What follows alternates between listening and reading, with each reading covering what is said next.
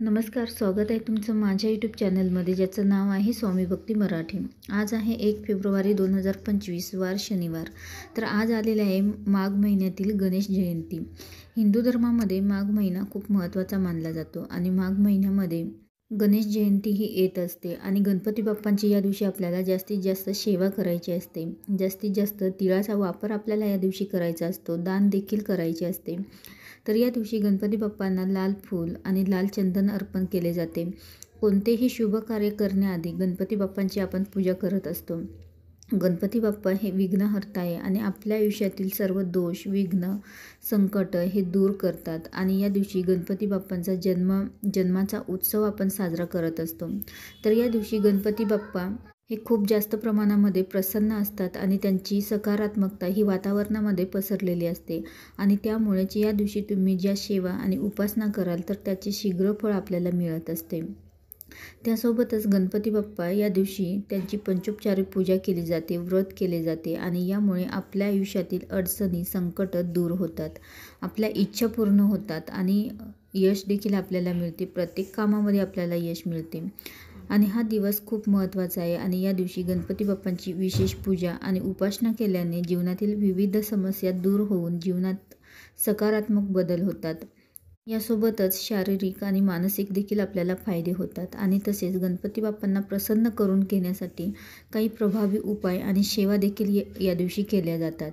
तर असाच उपाय आपल्याला आज दिवसभरामध्ये केव्हाही करायचा आहे. तर तो उपाय कसा आणि केव्हा करायचा आहे तर हेच आपण या व्हिडिओमध्ये बघणार आहोत. तर व्हिडिओ स्किप न करता संपूर्ण बघा आणि जे कोणी नवीन असेल या चॅनलवरती तर सबस्क्राईब करा.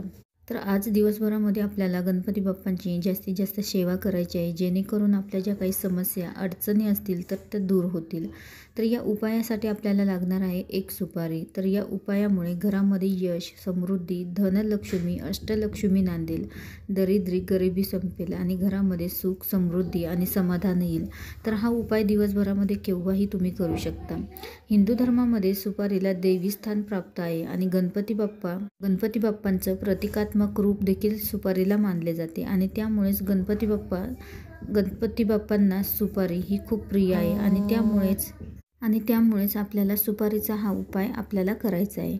खूप कष्ट करून देखील तुम्हाला पाहिजे तसं यश मिळत नसेल, सतत अपयश येत असेल, घरामध्ये आर्थिक स्थैर्य नसेल, खूप कष्ट करून देखील आलेला पैसा हा घरामध्ये फार काळ टिकत नाही, कोणतंच काम व्यवस्थित होत नाही आणि आलेला पैसा कोणत्या ना कोणत्या कारणाने खर्च होत असेल, गरजा भागवण्यासाठी वारंवार इतरांकडून पैसे उधार घ्यावे लागत असेल, इच्छापूर्ती होत नसेल, खूप कष्ट करून मेहनत करून देखील त्याला हवं तसं फळ मिळत नसेल, सतत काही ना काही विघ्न, संकट, अडचणी, अडथळे येत असतील, कोणतीही समस्या असो, तर मुलांची प्रगती किंवा नोकरी प्राप्ती, विवाह न जमणे, घरामध्ये आर्थिक स्थैर्य राहावं, शांतता राहावी, यासाठी काही विशिष्ट तिथींना काही साधे सोपे उपाय हे अवश्य करावे. तर आज इतर दिवसांच्या तुलनेमध्ये गणपती तत्व हे 1 सहस्रपटीने सक्रिय झालेले असते आणि त्यामुळेच तुम्ही केलेल्या सेवा आणि उपायांचा अधिक पटीने फळ मिळत असते. त्यामुळे मनोभावे कोणतीही सेवा आणि उपाय तुम्ही आज दिवसभरामध्ये करावे. तर हा उपाय तुम्ही दिवसभरामध्ये केव्हाही करू शकता. गणपती बाप्पा हे विद्येचे देवता आहे, विघ्नहर्ता आहेत आणि या उपायासाठी आपल्याला नवीन 1 सुपारी घ्यायची आहे आणि त्यानंतर तुम्ही जेव्हाही हा उपाय कराल तर तेव्हा तुम्हाला 1 गाईच्या तुपाचा दिवा देवघरासमोर आपल्याला प्रज्वलित करायचा आहे आणि उपाय देखील आपल्याला देवघरासमोर बसूनच करायचा आहे. तर बसायला आसन घ्यायचं आहे आणि त्यानंतर प्रथम आपल्याला सुपारीवर अभिषेक करायचा आहे. तर पंचामृताने आणि पाण्याने आपल्याला सुपारीवर अभिषेक करायचा आहे आणि अभिषेक करत असताना ओम गण गणपते नमः या मंत्राचा जप करायचा आहे. त्यानंतर 1 प्लेट घ्यायची आहे आणि त्यामध्ये अखंड अक्षता आपल्याला घ्यायच्या आहेत आणि त्या अक्षतांवरती आपल्याला हळद कुंकू अर्पण करायचं आहे, कारण अक्षता या पांढऱ्या कधीही ठेवू नये. त्यानंतर आपल्याला त्या अक्षतांवर 1 खाऊचं पान देठासहित आपल्याला घ्यायचं आहे आणि त्या खाऊच्या पानावर आपल्याला 1 रुपयाचं नाणं ठेवायचं आहे. त्या नाण्याला गंध लावून घ्यायचा आहे आणि त्यावर आपल्याला ही सुपारी ठेवायची आहे आणि ही प्लेट आपल्याला गणपती बाप्पांच्या समोर आपल्याला ठेवायचे आहे आणि विड्याचा पानाचा जो देठ आहे तर हे गणपती बाप्पांकडे येईल या पद्धतीने आपल्याला ही प्लेट ठेवायची आहे. त्यानंतर सुपारीवर हळद कुंकू अक्षता अर्पण करायच्या आहेत, लाल फूल अर्पण करायचे आहे, धूप दीपांनी ओवाळून घ्यायचं आहे आणि त्यानंतर तिथे बसूनच आपल्याला गणपती अथर्व शीर्षाचे फलश्रुतीसहित एक वेळा पठण करायचे आहे आणि त्यानंतर एक माळ ओम गण गणपतये नमः या मंत्राचा जप देखील करायचा आहे आणि प्रार्थना करायची आहे गणपती बाप्पांना. तुमच्या ज्या काही इच्छा मनोकामना असतील तर त्या व्यक्त करायच्या आहेत, त्या गणपती बाप्पांना बोलायच्या आहेत आणि जेव्हाही तुम्ही हा उपाय कराल तर तेव्हापासून ते दुसऱ्या दिवशी सकाळपर्यंत आपल्याला ही सुपारी त्यात तशीच ठेवायची आहे.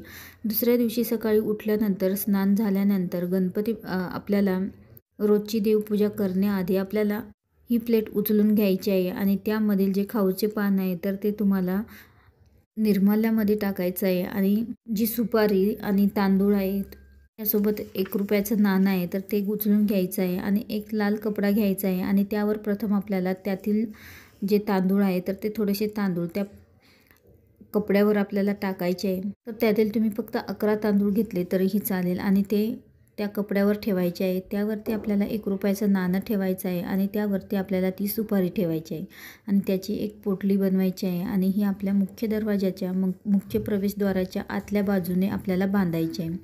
तर यामुळे कोणतेच आर्थिक संकट, अडचणी, अडथळे हे आपल्या घरामध्ये प्रवेश करणार नाही. कोणत्याही प्रकारची वाईट शक्ती, दोष किंवा नकारात्मकता ही आपल्या घरामध्ये प्रवेश करणार नाही. यासोबतच गरिबी, दारिद्र्य देखील नष्ट होईल आणि ही सुपारी काही दिवसांनी खराब झाली तर ती उघडून बघायची आहे आणि ती आपल्याला पाण्यामध्ये प्रवाहित करायची आहे. ते सर्वच साहित्य पाण्यामध्ये प्रवाहित करायचे आहे आणि पुढच्या गणेश जयंतीच्या दिवशी तुम्ही हाच उपाय अशाच पद्धतीने परत करू शकता. तर अवश्य आज तुम्ही गणेश जयंतीच्या निमित्ताने हा अगदी साधा आणि सोपा उपाय करून बघा आणि अनुभव घेऊन बघा. व्हिडिओ आवडला असेल तर लाईक करा, कमेंट करा, शेअर करा आणि सबस्क्राईब करा. श्री स्वामी समर्थ.